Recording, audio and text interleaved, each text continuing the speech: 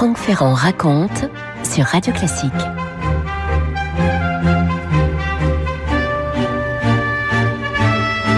Un petit peu de neige à Paris dans cette soirée du 20 janvier 1793, mais pour tout vous dire, les Parisiens ont vraiment d'autres chats à fouetter. Pour une fois, ils ne regardent pas les flocons et les congères. Louis XVI, l'ancien roi Louis XVI, vient d'être condamné sans sursis par la Convention nationale. Son exécution doit avoir lieu dès le lendemain matin. Vous imaginez la tension, vous imaginez l'effroi qui règne. Les réactions à travers Paris sont extrêmement contrastées. Il y a tous ceux qui célèbrent l'événement, qui boivent à la santé des députés régicides, qui louent l'audace de ces révolutionnaires que rien décidément paraît devoir arrêter. Et puis, il y a ceux qui pleurent déjà leur roi, qui maudissent cette toute jeune république et qui peut-être espèrent un miracle de dernière minute qui viendrait sauver Louis. Dans ce contexte, les autorités sont un peu tendues, c'est le moins qu'on puisse dire. Tout le monde est sur les nerfs, on craint des dérapages, on essaie d'éviter les émeutes, on pense qu'il va y avoir des tentatives pour essayer de libérer le roi sur le parcours de son exécution. Bref, la ville est très surveillée, sous haute tension, et pourtant, les Parisiens mènent aussi leur petite existence quotidienne. Qu'est-ce que vous voulez ? Les gens continuent de vivre. En cette froide soirée d'hiver, 20 janvier 1793, sous les arcades du Palais Royal. Le Palais Royal, c'est la résidence du cousin du roi régicide au demeurant, c'est Philippe Égalité. D'ailleurs, on appelle sa demeure le Palais Égalité. Bien sous les arcades 114 à 118, le restaurant du citoyen Février. Pas beaucoup de lustre, ce restaurant-là est resté ouvert. Et dans la grande cave où il est installé, la lumière est tamisée. À l'époque, il n'y a pas d'électricité, évidemment. Parmi les quelques clients qui discutent comme ça entre deux bouchées ou qui dînent en silence. Un homme de 32 ans, seul, beaucoup d'allure.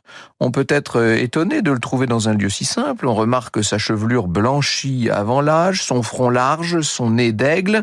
Il termine sa collation tranquille. Peut-être pense-t-il à ce moment où, à son tour, après bien des tergiversations, il a lancé devant l'Assemblée les mots fatidiques qui condamnaient le roi déchu à mort.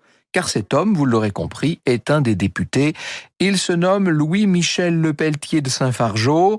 Évidemment, il aime autant, étant donné les circonstances et l'époque, qu'on s'en tienne au patronyme Lepelletier.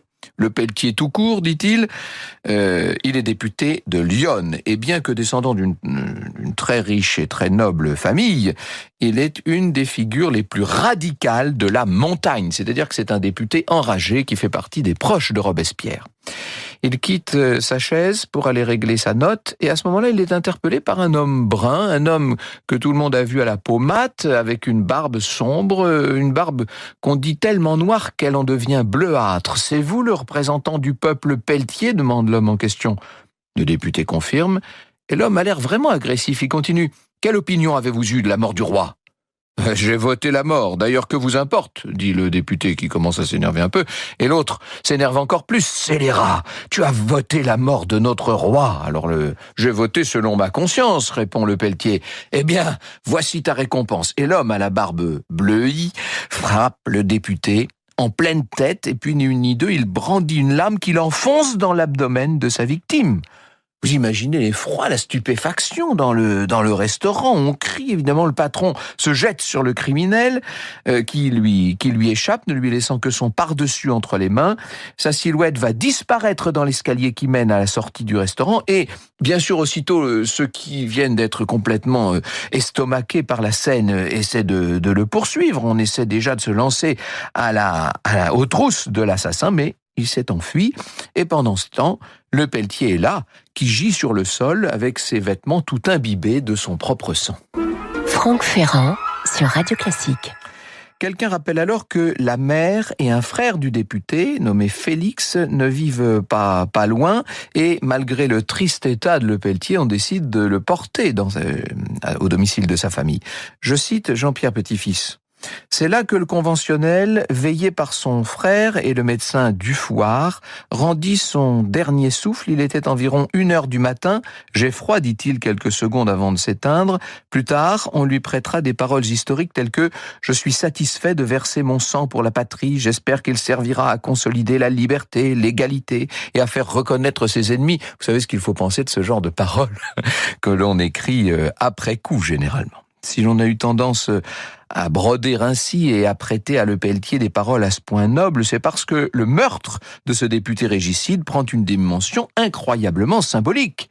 Les députés viennent majoritairement de voter la mort du roi, et voilà que l'un d'eux est immédiatement tué, comme s'il y avait une forme de vengeance immanente qui venait de s'exprimer. L'affaire est très sensible, impossible de prévoir quelles seront les réactions au sein du peuple, et si on se mettait à tuer tous les députés régicides. Alors la nouvelle est en train de se diffuser, bien entendu.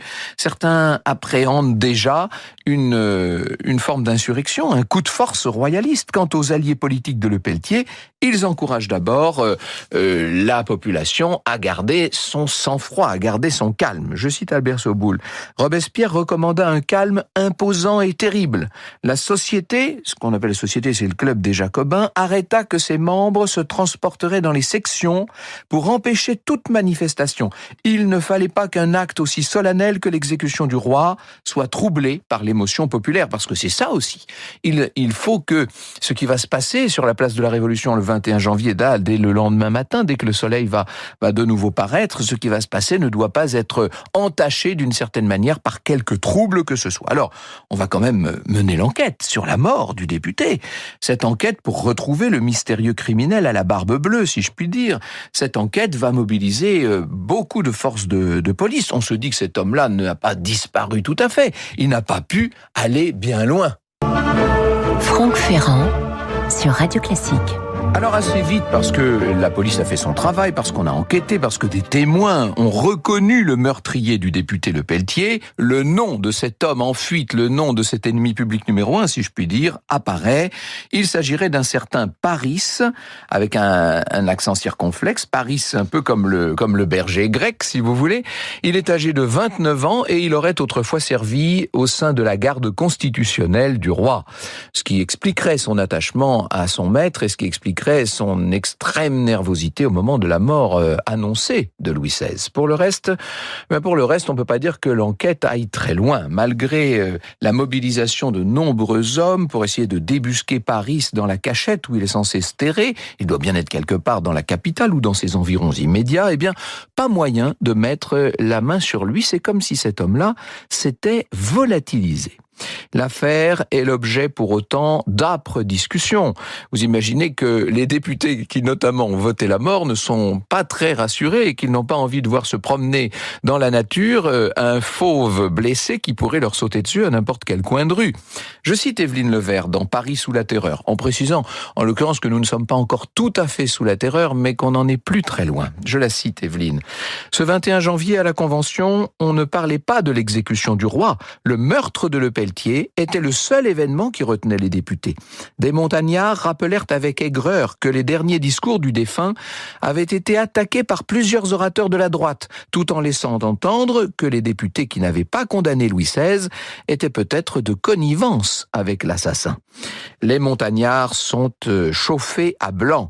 Ils vont remporter un vote absolument décisif dans la foulée, tandis que Lepelletier est identifié comme un martyr de la cause révolutionnaire. On décide de destiner sa dépouille au Panthéon. Et voilà, le 24 janvier, funérailles publiques qui ont lieu sur la place Vendôme, on l'appelle à l'époque la place des Piques, des funérailles qui ont été réglées entre autres par David et par Chénier. Ah oui, la Révolution peut compter sur le talent d'un certain nombre de grands artistes. David et Chénier ont été là pour la cérémonie d'hommage à Lepelletier, avec une foule très nombreuse, saisie par l'émotion et une mise en scène qui a volontairement été prévue, impressionnante, grandiloquente même. Je cite encore Évelyne Levert.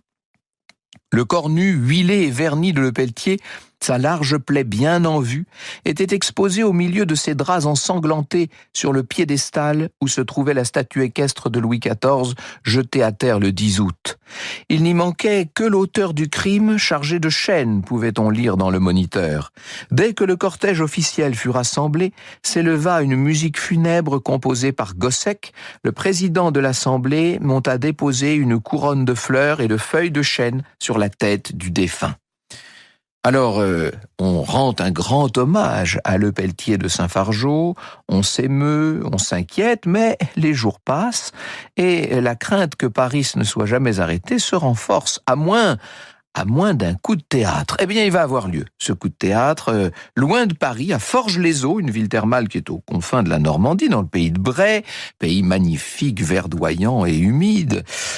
C'est là, dans une auberge, qu'un homme habillé en garde nationale se présente. Il a le teint sombre, il présente un air plutôt désagréable, il dit vouloir dîner, ce qui voulait dire à l'époque déjeuner, et louer une chambre pour la nuit. On l'installe donc dans la salle à manger, où il va vider pas mal de verres d'alcool, assez en tout cas pour se mettre à discuter avec d'autres clients qui sont là dans cette même auberge de Forges-les-Eaux. Et de quoi est-ce qu'on parle ? De la seule chose dont on parle depuis quelques jours, évidemment, de l'exécution de Louis XVI. Il y a un vendeur de peaux de lapin qui est là, il s'appelle Auguste, et qui parle du feu roi en termes peu flatteurs, qui est bien content qu'on ait coupé la tête à Capet, comme on l'appelle, vous savez. Et évidemment, l'étranger brun, le mystérieux étranger de l'auberge, commence à s'agacer. Et la discussion est en train de s'envenimer. Un mot en entraîne un autre. On n'est plus très loin de la dispute. Seulement, l'homme au teint mat a l'air d'être conscient de la nécessité pour lui de se réfréner. Et assez sagement, il choisit de se retirer dans sa chambre. Alors, l'histoire aurait pu s'arrêter là si le fameux Auguste, là, le marchand de peaux de lapin, alerté, vous savez qu'avec les peaux de lapin, à l'époque, on faisait de la colle notamment, alerté par la réaction de cet étranger, n'avait l'intention d'en savoir un peu plus. Il se met à l'épier et là, surprise, à travers la serrure de la porte de sa chambre, il le voit manipuler des armes. Alors Auguste prend peur. Il décide d'informer les autorités locales d'une présence qu'il juge inquiétante pour le village. Et l'affaire est prise au sérieux. Il y a un enquêteur et 3 gardes qui sont envoyés à l'auberge. L'étranger n'est pas encore debout, alors on le fait lever pour l'occasion. On le questionne sur les raisons de sa présence à Forges-les-Eaux. Il apparaît assez vite qu'il est un peu embarrassé dans ses réponses. On lui demande de se préparer pour poursuivre l'entretien ailleurs. Il a l'air de vouloir obtempérer. Il cherche ses vêtements pour s'habiller, pour être présentable. Je cite Marc Moret. Ce faisant, il surveille à la dérobée les gendarmes et tout à coup, profitant de leur inattention momentanée, il saisit son pistolet sous le traversin et se met le canon dans la bouche. À ce moment-là, il se fait sauter la cervelle. Et sur lui, on va découvrir des documents. Et on va découvrir son nom, tout simplement. Il s'appelle bien Paris. Un des documents confesse le crime, du reste. Personne n'a été mon complice dans la mort heureuse du scélérat Saint-Fargeau, dit-il. Tous les Français sont des lâches. Ah ben lui n'a pas été un lâche, il est allé au bout de ses convictions. Les autorités sont prévenus. Quand je dis les autorités parisiennes, cette fois, hein. On envoie 2 députés sur place, à Forges, pour constater les faits. Les 2 députés en question sont célèbres, en tout cas l'un d'entre eux, puisqu'il s'agit de Tallien accompagné par Legendre. Ils ont l'avantage, dit-on, d'avoir déjà croisé Paris. Ils vont pouvoir l'identifier. Et du fait, en voyant sa dépouille, les 2 députés, les 2 élus du peuple, conviennent qu'il s'agit bien du meurtrier recherché depuis le 20 janvier. Le corps est déjà très abîmé, les 2 députés vont prendre sur eux de laisser les autorités de Forges s'occuper d'un enterrement très discret. C'est un petit peu curieux tout ça, parce que ils vont violer, en agissant de la sorte, les directives du comité de sûreté générale. Vous savez qu'il y a 2 comités qui se sont institués et qui vont bientôt faire régner la terreur sur la France. Le comité de salut public bien connu, et puis ce comité de sûreté générale chargé de toutes ces enquêtes, de toutes ces opérations. Et le comité attendait que le cadavre du meurtrier de Lepelletier soit présenté à la foule parisienne. Il n'en sera rien puisqu'on a décidé de l'éclipser, de l'enterrer en catimini. Pour Tallien et Legendre, l'enquête est donc terminée. Alors vous allez me dire, attendez, c'est un peu court quand même, c'est un petit peu simple. À moins d'un incroyable rebondissement. Mais oui, c'est une histoire pleine de rebondissements. Franck Ferrand sur Radio Classique. Alors, je vous ai dit tout à l'heure que le Pelletier de Saint-Fargeau avait un frère, Félix, qui, dans un premier temps, s'est contenté de la version qu'on lui a donnée, du décès de Paris, sa forge, etc. Et puis, voilà qu'à la fin, je dis bien à la fin de 1793, une surprise l'attend au détour d'une conversation. Pas forcément la surprise agréable, vous voyez. Je cite Jacques Hérisset, auteur d'un ouvrage sur l'affaire. Félix, resté intimement lié avec toutes les personnalités jacobines, se promène sur la terrasse des Tuileries avec Hérault de Séchelles et Saint-Just. Tout à coup, l'un d'eux lui dit, comme annonçant une chose très naturelle, « Ah, tiens, on a manqué cette nuit de prendre l'assassin de ton frère. Il était à Nanterre. On sait la maison où il était caché et l'on connaît jusqu'à la place du mur par-dessus lequel il s'est sauvé. » Cette déclaration, faite à brûle-pourpoint par des membres du comité de salut public, entre tous bien renseignés, troubla Félix, nous dit Jacques Hérisset. C'est le moins qu'on puisse dire. Comment voulez-vous qu'il ne soit pas troublé? Est-ce qu'il y aurait une erreur, une confusion? Tout ça le taraude un peu, mais il n'arrive pas à creuser véritablement l'affaire. Il va devoir attendre encore quelques années pour découvrir d'autres bizarreries. C'est en 1803, donc 10 ans plus tard, alors qu'il vit à Genève, que Félix reçoit des courriers qui ne sont pas signés et qui affirment que Paris, apparemment, serait toujours en fuite, qu'il serait de passage dans la cité genevoise. Une des lettres en question assure même qu'il vivrait à l'adresse d'un artisan du cru. Alors là, quand même, Félix décide d'en avoir le cœur net et grâce à des relations, il va pousser les autorités à enquêter. Enquête concluante, des témoignages d'un bref passage de Paris à Genève sont collectés, puis on trouve un autre témoin affirmant avoir parlé avec un homme qui lui aurait confié être le meurtrier du député Le Pelletier. On dira plus tard à Félix qu'il s'agissait en fait probablement d'un pauvre hère, sans doute aviné, qui avait voulu faire l'intéressant, qui avait raconté n'importe quoi, mais... Malgré la déception qu'on peut imaginer, Félix croit toujours qu'il a des chances de mettre la main sur ce Paris qui en fait aurait donc échappé à ses poursuivants. Il est toujours à l'affût d'informations, le temps passe néanmoins sans rien de bien consistant à se mettre sous la dent, du moins jusqu'à ce que 11 années après, alors qu'il vit en Normandie, les choses changent de nouveau. Je cite Jean-Pierre Petit-Fils. C'est là qu'en 1814, donc vous voyez que du temps a vraiment passé maintenant, c'est là qu'en 1814, il aurait reçu un billet anonyme lui annonçant que Paris était mort en Angleterre l'année précédente. Félix, qui ne reçut jamais plus rien, garda toujours sur sa table un portrait de Michel Le Pelletier, sous lequel il avait inscrit ces mots « Oh mon frère, tu seras vengé. » Franck Ferrand sur Radio Classique. Alors vous avouerez que tout ça mérite quand même qu'on se pose des questions. Aucun des indices d'une survie de Paris ne paraît tout à fait sûr.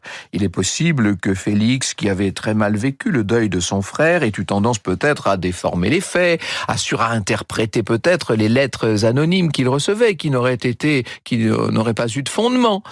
Vous savez que dans ce genre d'affaires, ça arrive souvent, ce genre de dénonciation, plus ou moins à la légère. Reste qu'il est indéniable que la mort de Le Pelletier a eu un fort impact en 1793, à un moment de tension qui était peut-être le moment le plus tendu de l'histoire de France, d'une certaine manière, et que les montagnards en ont largement bénéficié politiquement. Vous savez que cette mort de Le Pelletier a été une aubaine, d'une certaine manière. Ça a poussé un certain nombre d'auteurs, à commencer par la célèbre Madame Roland, à évoquer une thèse audacieuse, celle d'une manipulation qui aurait été ourdie dans le camp des montagnards, qui étaient les ennemis de Madame Roland et de son mari, quand même, il faut le dire. Ce seraient les montagnards qui auraient donc commandité le crime contre Le Pelletier, à un moment où il était extrêmement difficile, bien sûr, de faire passer l'idée de l'exécution du roi, et à un moment où eux-mêmes étaient dans une situation extrêmement difficile. Ils auraient ensuite fait passer l'homme mort de Forges-les-Eaux pour le fameux Paris, ce qui aurait permis d'enterrer l'affaire au propre comme au figuré. Et le véritable criminel, eh bien lui, il aurait été protégé. Ça éclairerait un certain nombre des bizarreries de l'affaire. La fuite réussie de Paris après le meurtre, et puis son éventuelle survie, l'enterrement précipité donc du cadavre de Forges, et puis la perte de preuves censées avoir été recueillies sur le corps et qui justifiait, disait-on, de son identité. Vous voyez que, bien sûr, la thèse la plus probable, c'est que l'affaire du meurtre de Le Pelletier de Saint-Fargeau se serait résolue par le suicide du coupable de Forges-les-Eaux, donc ça c'est à la fin de janvier 93, Mais il n'est pas interdit de douter. Vous me connaissez, comme le note Jacques Hérisset. Les éléments que je vous ai livrés n'excluent pas le complot, surtout sous des plumes hostiles aux montagnards, bien entendu. La plupart des historiens se sont rangés à la thèse officielle. Mesdames et messieurs, maintenant, à vous de juger.